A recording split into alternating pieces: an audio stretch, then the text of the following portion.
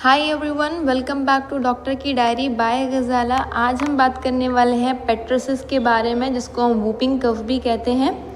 ये communicable disease में respiratory infection का थर्ड पॉइंट है, जिसको पेट्रोसिस आज हम पढ़ने वाले हैं। ये कम्युनिकेबल डिजीज़ है जो ज़्यादातर बच्चों को होती है।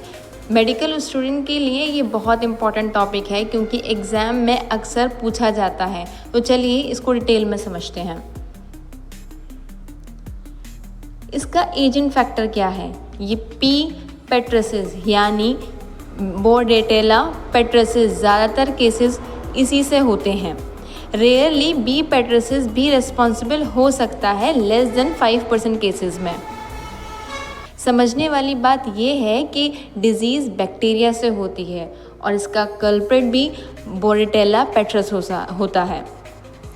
सोर्स ऑफ इन्फेक्शन, ये डिजीज़ ओनली ह्यूमन में होती है। सोर्स हमेशा इन्फेक्टेड केस होता है, चाहे वो माइल्ड हो, मिस्ड हो या अनरिकॉग्नाइज्ड हो। पेट्रोसिस सब क्लिनिकल नहीं होता, इसमें क्रॉनिक कैरियर स्टेट एग्जिस्ट नहीं करती। मतलब अगर किसी को पेट्रोसिस हो तो वही इन्फेक्शन फैलाता है। हेल्दी दिखने वाला कोई पर्सन कैरियर नहीं हो सकता। इन्फेक्टिव मटेरियल, इन्फेक्शन फैलता है नेज़ोफेरेंजियल और ब्रोंकियल सिक्रीशन से। जब पेशेंट खांसता या छींकता है तो उसका ड्रॉपलेट से इन्फेक्शन फैलता है। इन्फेक्टिव पीरियड, डिजीज़ सबसे ज़्यादा इन्फेक्शियस होती है कैटरल स्टेज में।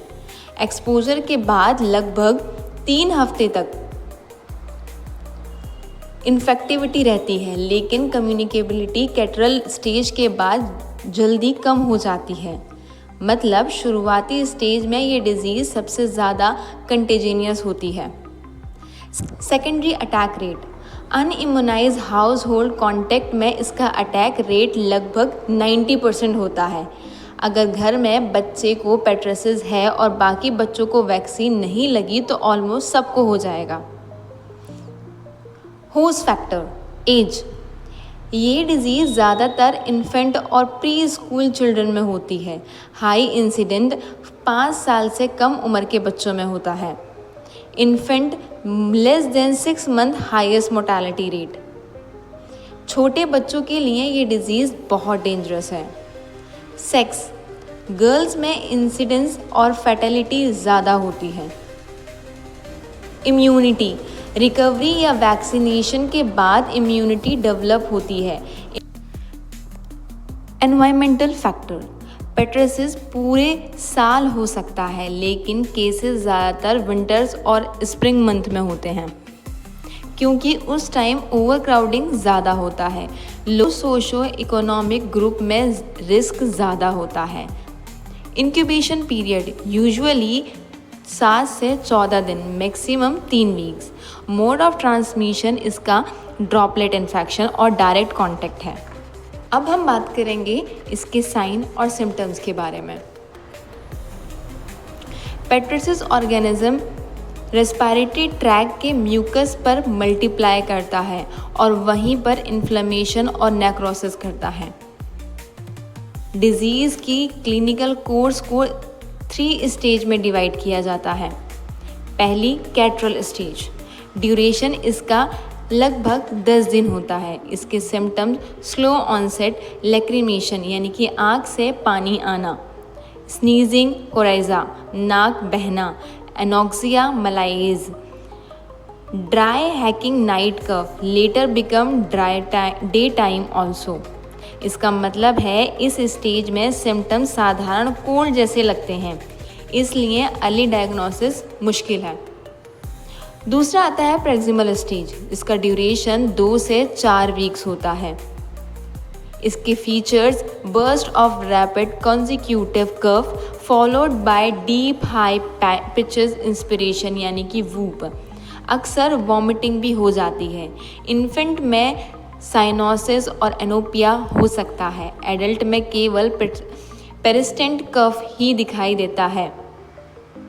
क्लासिकल वूप एब्सेंट, मतलब यही ट्रॉपिकल वूपिंग कफ वाली स्टेज है। तीसरा आता है कॉन्वलेसेंट स्टेज। इसका ड्यूरेशन 1 से 2 हफ्ते तक रहता है, लगभग 8 से 6 वीक्स टोटल इलनेस होता है। इसको चाइनीज़ 100 डे कफ कहते हैं, मतलब धीरे धीरे कम होती है लेकिन कई हफ्तों तक बनी रहती है। इसके कॉम्प्लिकेशंस क्या हैं? Bronchitis, bronchopneumonia, bronchitis, parenchyma, severe coughing cause, subconjunctival haemorrhage, haemoptysis, epistaxis नाक से खून, सेरिब्रल हैमरेज, कन्फ्यूजन्स, कोमा। बार बार जोर की खांसी से सीरियस कॉम्प्लिकेशन भी हो सकते हैं।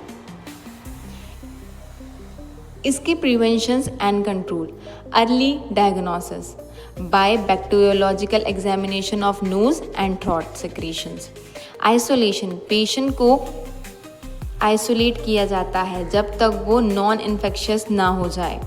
Treatment: drug of choice erythromycin, dose 30 to 50 mg/kg per day in 4 divided dose into 10 days. Alternatives: ampicillin, streptin और tetracycline. Disinfection of discharge. इसके बाद हम देखेंगे इम्यूनाइजेशन। इंडिया में नेशनल पॉलिसी ऑफ DPT यानी डिप्थीरिया, पेटर्सिस, टेटनस दी जाए। Schedule 3 dose each 0.5 ml IM at 1 month of interval.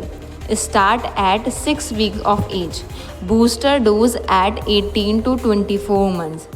Older child में या adult में use acellular pertussis vaccine. Adverse reaction: local reaction at injection site, mild fever, irritable, persistent crying more than 3 hours, seizures, hypotonic, hyporesponsive episodes, very rare encephalopathy, contraindication, anaphylactic reactions. सो दोस्तों, पेट्रसिस एक highly contagious disease है जो infant और young children में dangerous हो सकती है। इसका early diagnosis, isolation, erythromycin treatment और सबसे इम्पॉर्टेंट DPT इम्यूनाइजेशन ही बेस्ट कंट्रोल मेजर है। अगर आपको ये वीडियो हेल्पफुल लगी हो तो please like, share and subscribe my channel. Thank you.